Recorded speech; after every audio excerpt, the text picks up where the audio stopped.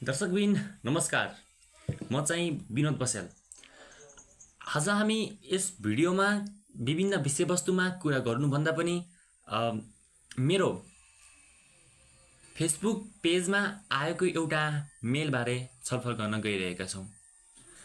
यदि तपाईँले अझैसम्म मेरो फेसबुक पेज फलो गर्नुभएको छैन भने यहाँ स्क्रिनसट राख्दैछु छु।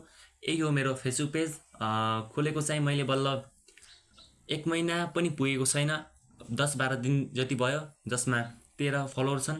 यदि तपाईँहरूले पनि फलो गरिदिनु भयो भने बिस्तारै बिस्तारै फलोवर बढ्नेछ भन्ने आशा लिएको छु।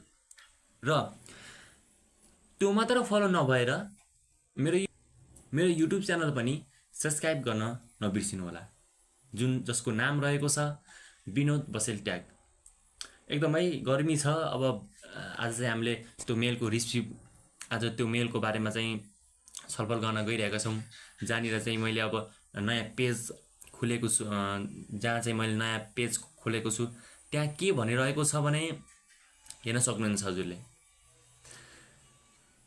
त्यहाँ भन्न खोजेको विषयवस्तु के छ भने मैले चाहिँ त्यहाँनिर चाहिँ मैले के गरेको छु भने एउटा के भन्न खोजेको छ भने तपाईले चाहिँ लेभल 1 पार गरिसक्नु भएको छ। अब चाहिँ तपाईले लेभल 2 को लागि सुरुवात गर्नुहोस् भनेर भनेको।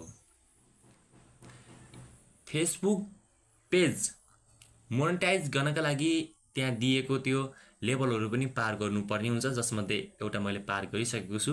अब लेभल 2 चाहिँ 1K भ्युज पुगाउने हो। यदि मैले चाहिँ अब 1K भ्युज पुगाएँ भने बल्ल त्यहाँबाट अर्निङ गर्न सकिन्छ, अनि फलोवर पनि पुगाउनुपर्छ फेरि है।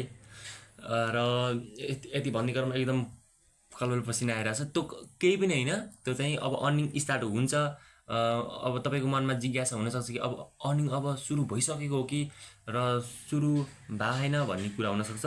अर्निङ सुरु भएको चाहिँ होइन, जस्ट मैले त्यो लेभल पार गरेको है। र अर्निङ त बिस्तारै बिस्तारै हुन्छ है।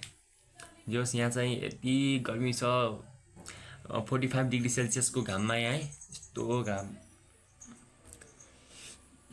घाम छ। एनिवे यति मिहिनेत गरेर भिडियो बनाएको छु। हाम्रो भिडियो सामग्रीलाई लाइक, कमेन्ट अनि सेयर गर्न पनि नबिर्सिनु होला। अब हजुरले बुझिसक्नुभयो मेरो लेभल 1 पार भइसकेको छ। अब लेभल 2 पार गर्न बाँकी छ, र जसमा चाहिँ 777 भ्युज थियो है।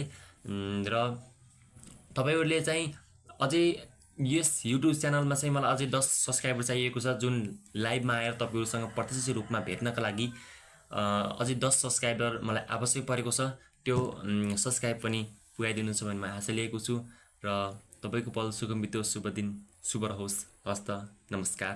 हामी चाहिँ अर्को भिडियोमा भेट्नेछौँ। फेसबुकबाट कसरी पैसा कमाउन सकिन्छ, फेसबुकबारे क्राइटेरिया के छन् भन्ने कुराबारे त्यसमा छलफल गर्नेछौँ। अहिलेको लागि बिदा माग्न चाहन्छु। हस्त नमस्कार।